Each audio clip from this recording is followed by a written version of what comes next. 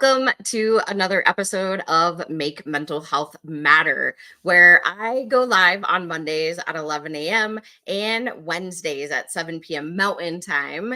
If this happens to be the very first time you are watching, please make sure if you're watching it on YouTube, you click down that subscribe button. If you're watching it on any of the streaming platforms like E360 TV, Roku, Apple, Fire, Amazon, whatever it is, make sure you add us into your watch list, wish list, that one list that you want to watch again so that you don't miss another episode.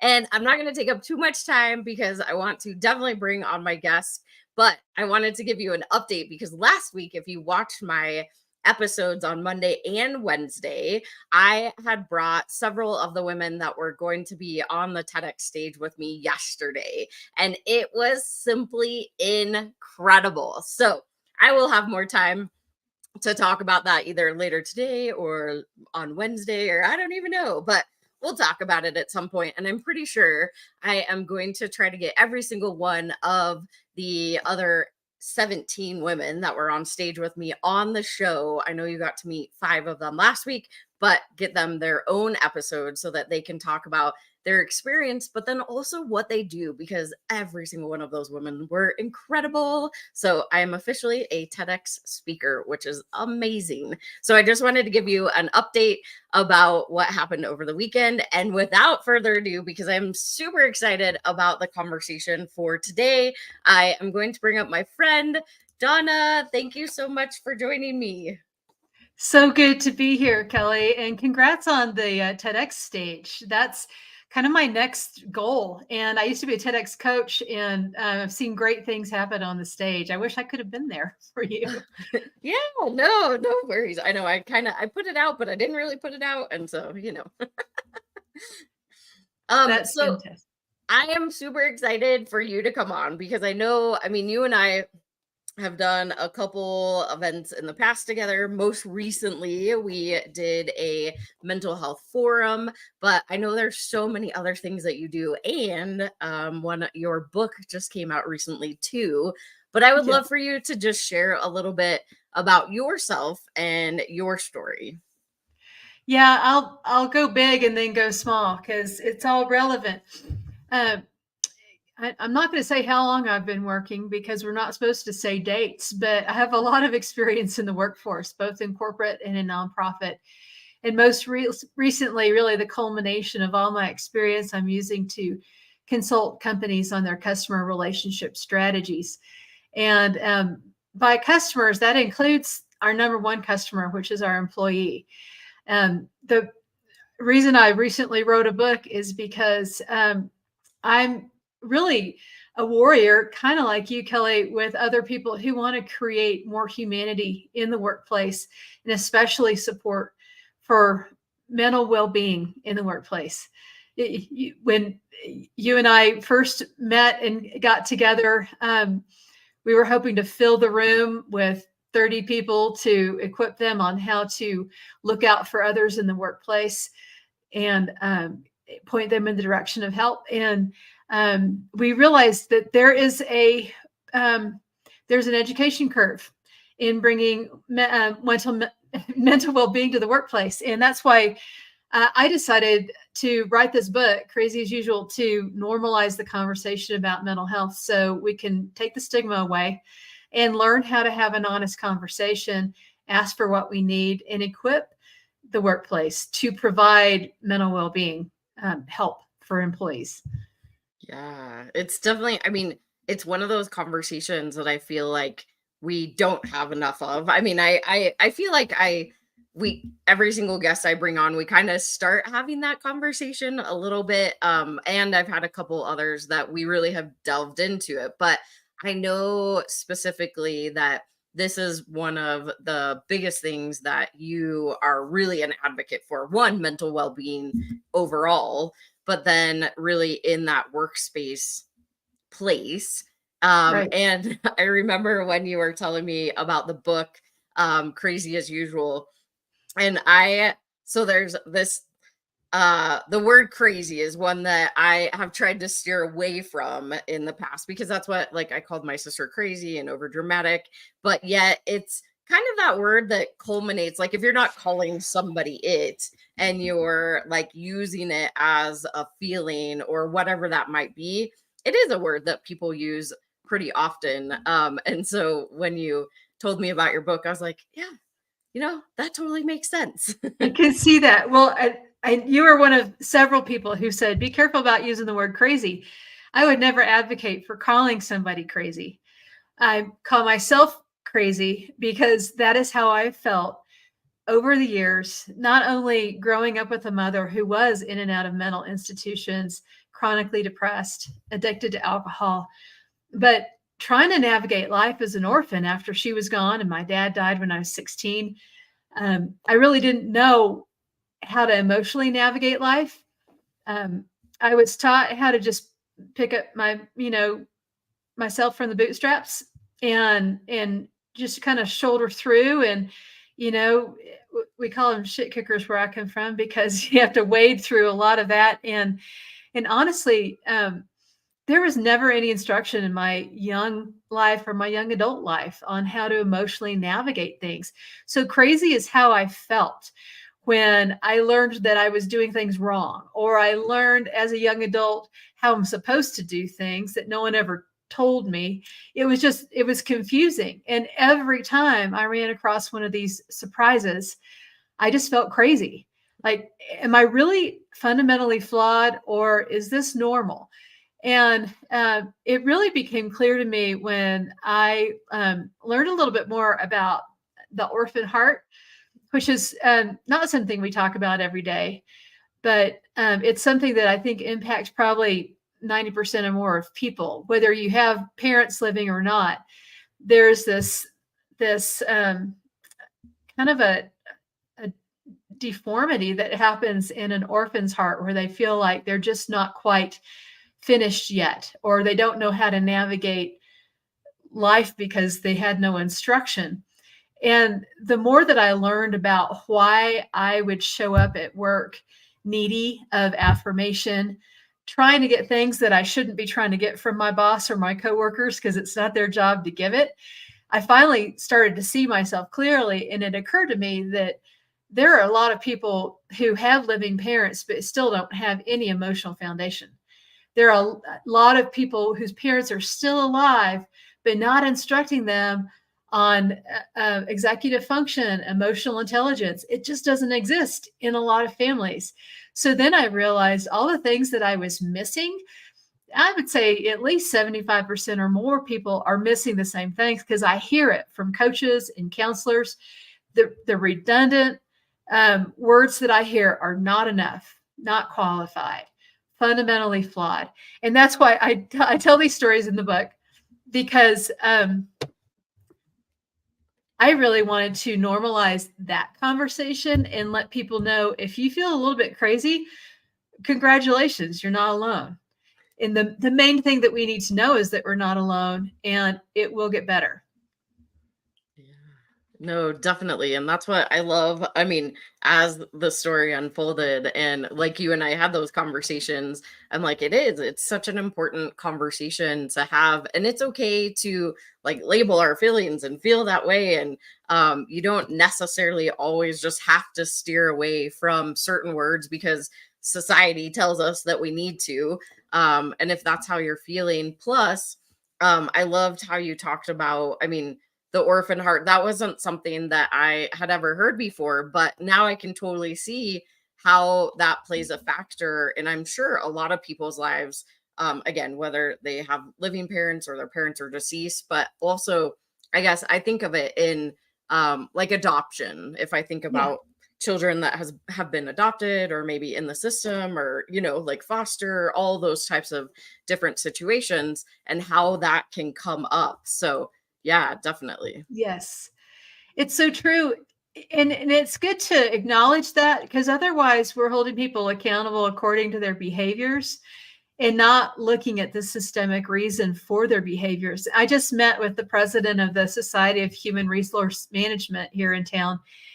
And I asked her, what is your thought on bringing more humanity into the HR practice? To notice when you have an awesome performer who suddenly is not performing? Do you put them on a performance plan, or do you actually find out what's going on in your life? Because you are awesome. That's why you're here. And there's something that's not working, and I want to help you fix it. If we spent more time diagnosing that and helping our employees to thrive and to live fully into that employee happiness that creates exponential productivity and excellence in the workplace, we wouldn't be costing ourselves 2.5 times their salary to replace them. I mean, it's incongruent in my thinking that once an employee stops performing, we kick them out and get another one in. Are we just going to keep churning? And people who are having depression, anxiety issues, you probably know this better than me. In fact, I think you told me where to find this information. A million workplace productivity hours are lost to depression and anxiety. Over $1 trillion is what it costs. And it's absolutely a critical factor in a company's bottom line.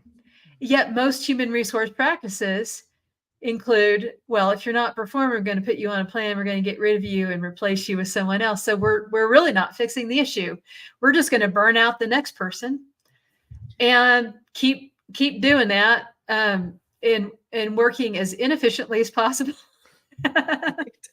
And I mean, you're like speaking to my heart because, and I think I've told you this story before, and I think I've said it on my show in the past, but coming from the corporate environment and being a supervisor leader in that space, Yeah. I saw it firsthand. I mean, for somebody like me that really truly like wants to tap into people's feelings and help them get over whatever they're doing, and that's not looked at in a sales role, it's not looked at as being good. It's looked at as being bad because your people aren't performing.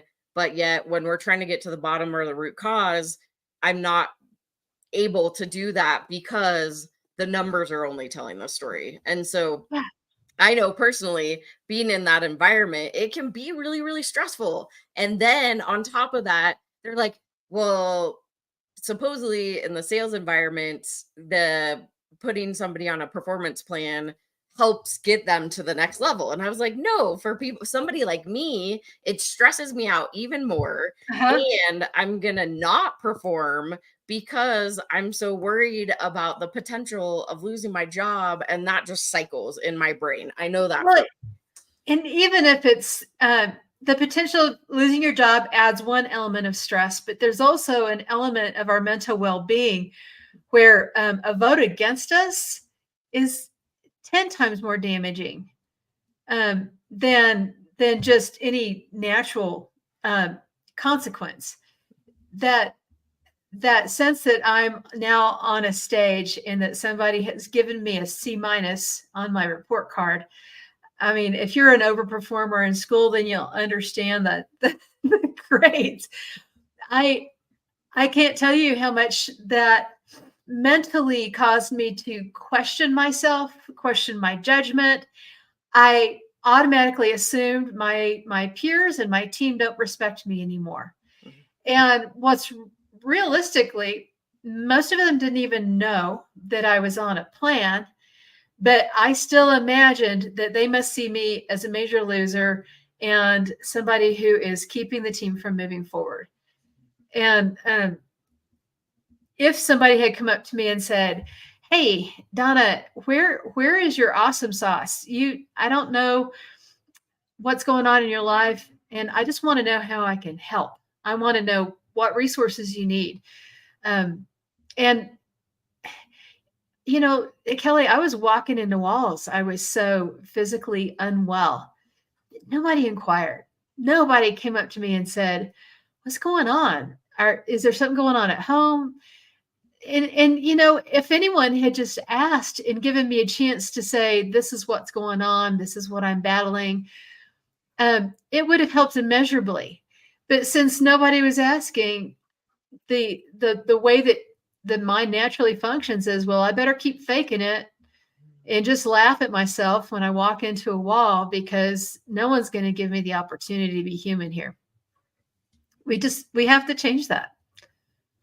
Yeah, it's definitely and I know um it starts in a lot of different places. It's not just necessarily like the leaders above the leaders. I mean, I think it, like you said, it funnels from all different aspects, from HR to the leaders to the employees to so many other factors. And if you can really truly, in collaboration, especially in the workplace, um like collectively all gain these tools and resources and information, then how cool would that be to have a space and a place that you could go to work that you felt that safe and know that people would recognize what you're going through?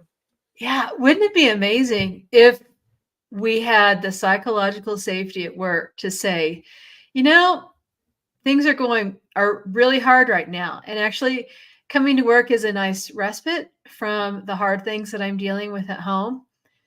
But I just need my team to know I'm dealing with some hard stuff. And so if I respond in a stressful way or in a way that's not customary, um, my usual awesome self, at least you'll know, okay, Donna's under stress right now, and so I can let her know, I see you, and I'm going to give you a little bit of slack, but that's not that we excuse bad behavior. But if you presume that my grumpiness today is a reflection of my character, that would be wrong. Kelli, you know me better than to know that I'm not going to be rude to people. Um, but if I were to have a really sharp reaction to somebody and it seems unfriendly, I think that's an indicator that there's something going on, and a colleague or a coworker can say, "That's not in your character to act that way. What's going on?" But what happens is, you get, "Oh, well, she's a real fill in the blank." And then people start treating you according to this one bad behavior instead of who you are. Yeah. So I'm always looking at people going, wow. I mean, even when someone cuts me off on the road, I've started to develop this mindset that says, man, I hope you get to the hospital in time because you must be in an emergency. And you know what? Even if it's not true, it's better for me to believe that than for me to think that they were doing that just to piss me off. Definitely. No, and it's Yeah. like that mindset shift. And so I had something pop into my head, but what we're gonna do really quick is go to a quick sponsored break. And then once we get back, I'm gonna ask you this question and kind of get your thoughts on it too. So we Okay. will be right back after this quick Uh, sponsored break. I'm ready.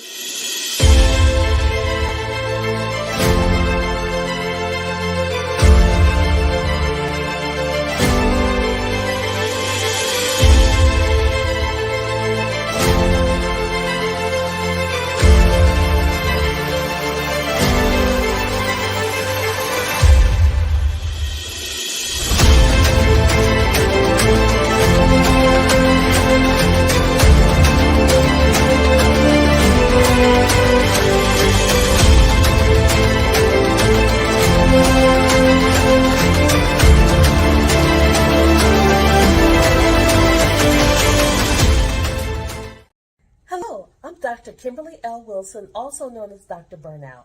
You can catch me on Leadership Beyond Burnout on E360 TV on Thursdays at 5 p.m. Eastern Standard Time on the Vitality Network, where we focus on emerging women leaders and women leaders. And this Make Mental Health Matter show is brought to you by our partner, Dusty DeGroff at Edward Jones, Denver, Colorado. See, this way, right here. You can scan this QR code. If you want an advisor that puts you first, definitely make sure you call Dusty. All right, let me bring Donna back up. Okay, so if you happen to be just joining us, thank you for tuning in. Make sure if you're watching this on YouTube, you click down the subscribe button. If you are watching this on any of the streaming platforms, make sure you add us into your favorite list so that you don't miss another episode. Donna and I are talking about really mental well-being in the workplace, but also her book that is named Crazy as Usual. We've had a little bit of conversations. Yeah, right there. We have been talking about her story and really this overall how we should in the workplace get better at doing what we're doing instead of this cycle that it's like, okay, well, this person is not performing. So, excuse me, we're going to put you on a performance plan. And then instead of really, I've heard the words coaching up in the past. So coaching up people and or just being human and asking them what's going on, we or some workplaces tend to move those people out, and then they move new people in, so it just becomes this vicious cycle. And the thing that popped into my head before we went to break is I've heard a lot of people, because I've had this conversation multiple times, and they say, well, we still have a business to run. What is your opinion about that? You know, as a leader, a former CEO, and a member of several different executive teams in the past, absolutely, we have a business to run, and there is um, a line that you can't cross in turning your workplace into a mental health facility. But if we ignore mental health, if we don't acknowledge it, then we're actually doing more damage than good. The reason why I'm an advocate for mental health in the workplace is because of the productivity cost of losing people to burnout, depression, anxiety, $1 trillion. And when you look at the hours of productivity lost when people don't bring 100% to work, as a manager and as a CEO, I want my people to come happy, because happy employees create happy customers. Disgruntled, unhappy employees really don't care whether your customers stay or go. And that has a long-term impact on business. This is why I think it's critically important. And I was just talking with someone in HR about this. The sad reality is just talking about mental health at work is not going to move the line for your CFO or your CEO. But if you talk about lost productivity and the cost of lost productivity and the cost of replacing an employee, then maybe we can actually get to the conversation about how to optimize your team for maximum productivity. That's what I want to get out of the workplace. But you know what? It doesn't come out of just motivation for a certain salary or a carrot or a commission. The way to motivate employees is to let them know they matter, to let them know that they actually have a perspective that is valuable in this workplace, and that they're a valuable part of the team that we want to keep present and optimized. The only way to do that is to support the whole person. You can't just keep throwing money at people saying, well, I'm giving you a good commission, so that's got to be enough of an incentive. No, not if I'm dying from burnout. Not if I'm not spending time with my husband at dinner because I can't even get home before 7 o'clock at night. Not if I'm not getting my workout because I have to be at my desk by 8 a.m. and I can't even, I can't even balance all of these different requirements for living a whole healthy life. I met a CEO of a $50 million operation. She has an all-female team. And because her entire team are mothers who are running households, their daily office hours are 7 a.m. to 3 p.m. so they can all make it to the carpool on time. Isn't that amazing? I have another CEO I've met who runs an organization that provides counseling for people in really hard situations. And because of the amount of just emotional mental stress on her employees, she gives everybody half a day a week paid to take time off to see a therapist, to get a massage, to go for a hike. They call it forest bathing now.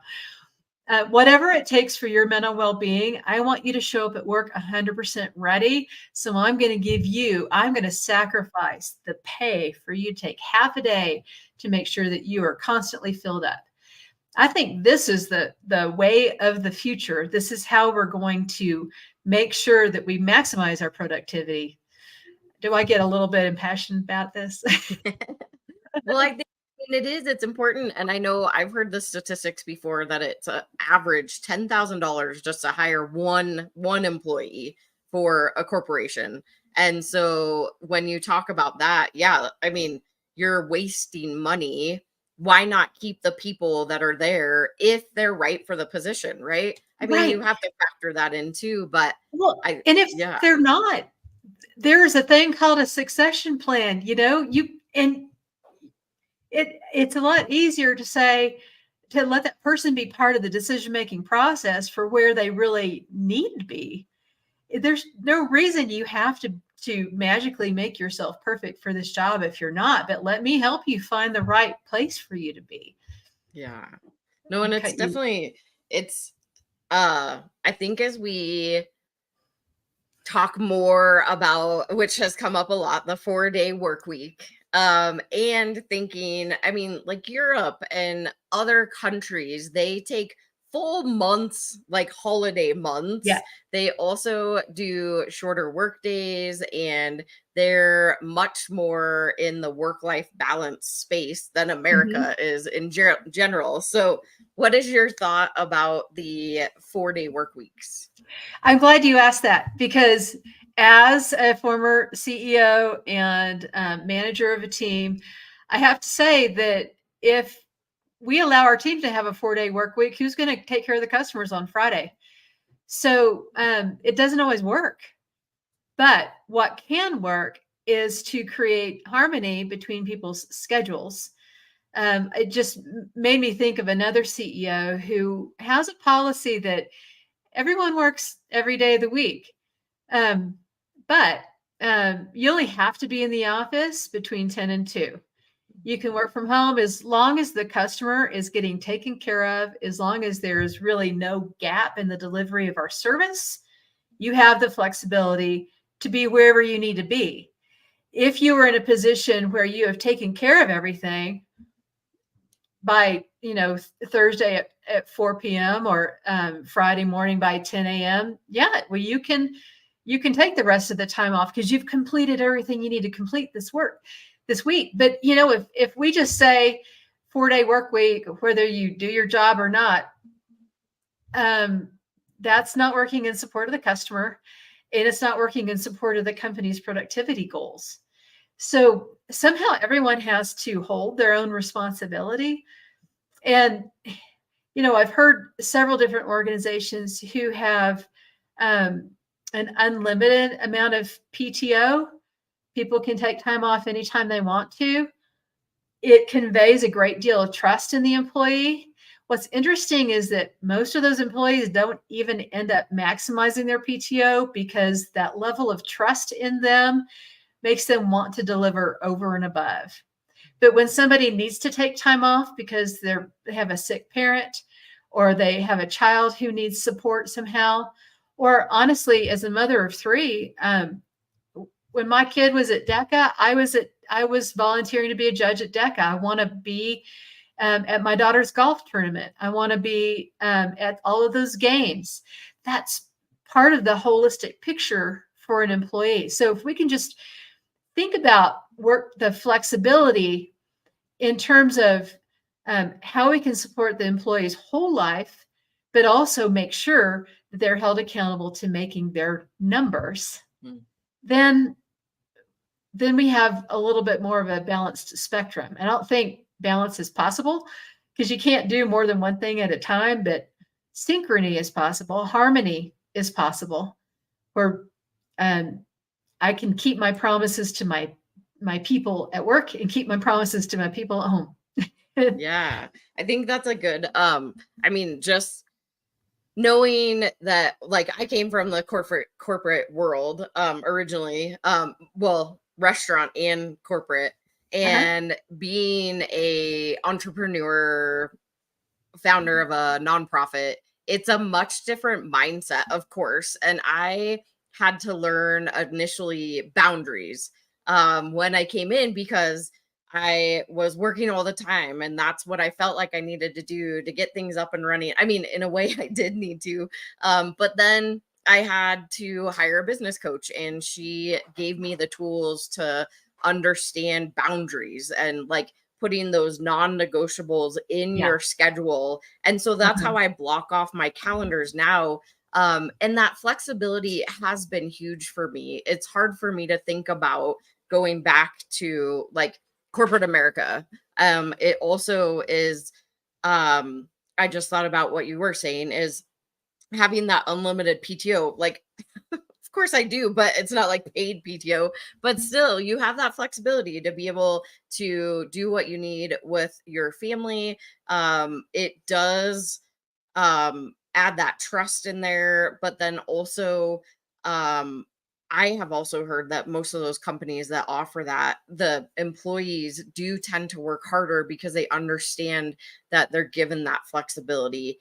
And I Mm-hmm. think that I also love, that there are now mental health days that are given, and there Mm-hmm. are also paid time that you can utilize for whatever you need to. And then maybe this staggered approach happens, right? Like, it doesn't necessarily have to be Monday through Thursday. Maybe it's a staggered approach, like half your team works half the week and the rest of your team works the other week, right? Like, there's so Mm-hmm. many different options that we can become much more flexible. But I think Right. also, going back to what you were initially talking about, is how do we start recognizing when people are really truly struggling, so that we can really start in the workplace balancing and not having to hire, fire, rehire, right? All these, this cycle. And what is your thoughts around how this can really truly be implemented in the workspace? Well, just like I gave a number of different examples, different CEOs I know, um, whether it's a 7 to 3 schedule because you have a lot of working moms, or a 10 to do in the office, um, you have to know your workforce. You have to know what their needs are. You need to make sure that all of those KPIs and metrics that you're measuring are really clearly communicated, and make sure that that employee, um, whether they're a rock star or a rock star that has fallen off their rock, um, give them the opportunity to co-create the solution, rather than sitting them down and saying, I need you to perform these miracles or you're out of here. I don't think that's a way to build trust. And honestly, it is so eroding to mental health that it actually works against both the employee and the employer. So I think the conversation really needs to start with the executive team taking a good look at what's working in the workplace and what's not. Not necessarily adopting wholeheartedly somebody else's strategy, but taking a look at a couple of different ways of working and finding out what your team needs to thrive. And if you wanted to create a 4-day work week for your employees, um, then it's going to take a little work on the part of human resources to balance the schedule so that somebody's always there to meet the customer's needs on any day of the week. So it may not always be a Friday that you take off. It might be a Wednesday. It might be a Monday. I think there are different ways of structuring that so that the customer still remains the number one priority.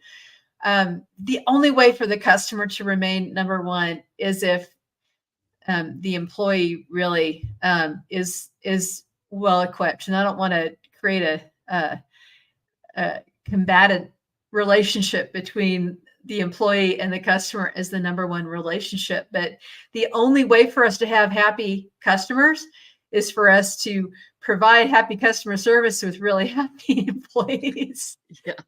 It really does start there. And, I think the conversation needs to happen in the HR community, but honestly, the HR community has their hands tied to what the CEO and the executive team actually hands down.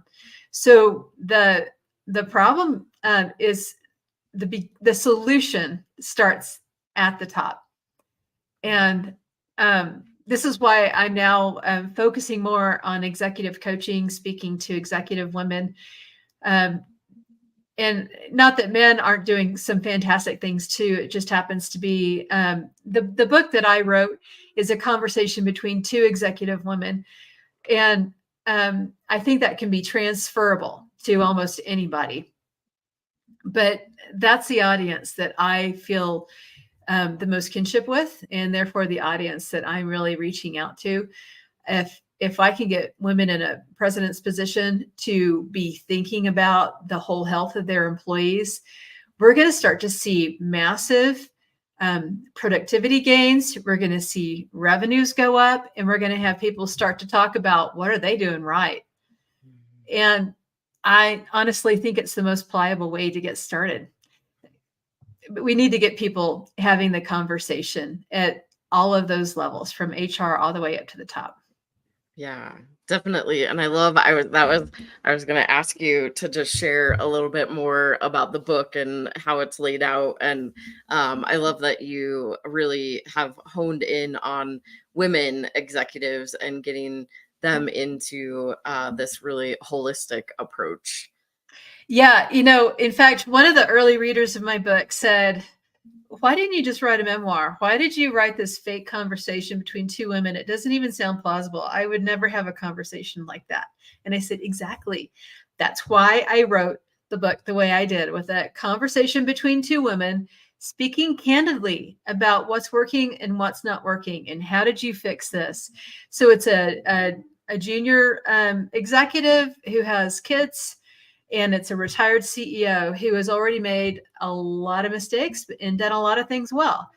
And they're just having a really honest conversation about everything from issues in the workplace that make you feel crazy to just how do I make sure that my kids still remember who I am when I'm working so many hours? And they're just talking candidly. And yeah, maybe it's not a conversation that we are all accustomed to having. Honestly, I created that conversation because I would like that kind of relationship with a more mature woman. And I'm getting old enough that I don't think there are that many older than me. I'm just kidding. I just met a woman at the Women Presidents Organization training this past week who's 77, and she is still consulting and doing amazing things in leadership for women. So there's really no cap on influence. And the relationship that I built in the book was inspired when I was sitting at a coffee shop patio outside. It was right next door to a brewery. I was getting ready to go to an evening meeting, and this woman rode her bicycle up to the coffee shop, locked her bike to the metal fence right in front of me, and looked right at me and said, "What's a young woman like you doing drinking coffee at 5 o'clock on a Friday? You should be drinking beer with me." And that is the opening line that I use in the book, because it happened to me. I never pursued a further relationship with that woman. I watched her walk into the brewery, and I went, all I know is I want to be like you when I grow up. I want to be riding a bike at 85 to a brewery. And I want to be really living a vivid, happy life. And I don't want a lot of regrets piling up. I think we have to take responsibility for it. And instead of, I created a women's leadership program for a nonprofit in Colorado Springs. And the biggest revelation that we got in that program was instead of when are they going to fix this, realizing we are they? It doesn't matter what your workplace is. Influence starts right here, me and you at the water cooler. And the more that we complain about what they are doing, the more broken and toxic the system's going to be. The more we take responsibility for taking things to a higher plane, the more successful the workplace is going to be, the more inspired the leadership is going to be, the more inspired and engaged our employees are going to be. So I just think it's a real practical place. And, I have to say, I have 3 adult daughters, and they are all demanding far more from the workplace than my generation ever did. They're demanding more control of their wellness, their overall wellness. They're demanding more of a purpose-based employment. They want to work in a way that's going to influence something big in the world. And that may not seem possible when you're an accountant, but you know what? If you are keeping the books clean for an organization that's changing the world, or for, even a financial institution that has a social enterprise that's changing the world, these are the things that our daughters are going to be wanting in a job. And we better hurry up to create those, or we're not going to capture the best talent in our organizations. Yeah, it's wonderful to hear that this generation really is truly, and I do love the fact that they are talking more and more about mental health and mental well-being in general, but really demanding those things within the workplace. And Yeah. it's true. And it's not that we're creating this society that like doesn't want to work, right? It's just that there's more things that they have to deal with in this world today. Mhm. And they should have safe spaces to go to work and not feel like just another number. Like the environments are not conducive like they used to be, and we need to, in workplaces, step up to that, and so that we can get those the brilliant talents that need to be there. So I love that they're demanding that, and hearing that this generation really truly is looking at that aspect as they go into the workforce. Doesn't it just give you so much confidence to know that they're going to be creating a future that is so much better than what we've lived? And, we're in this crazy middle where, as a manager, I grew up in this culture where I'm used to people doing what I say.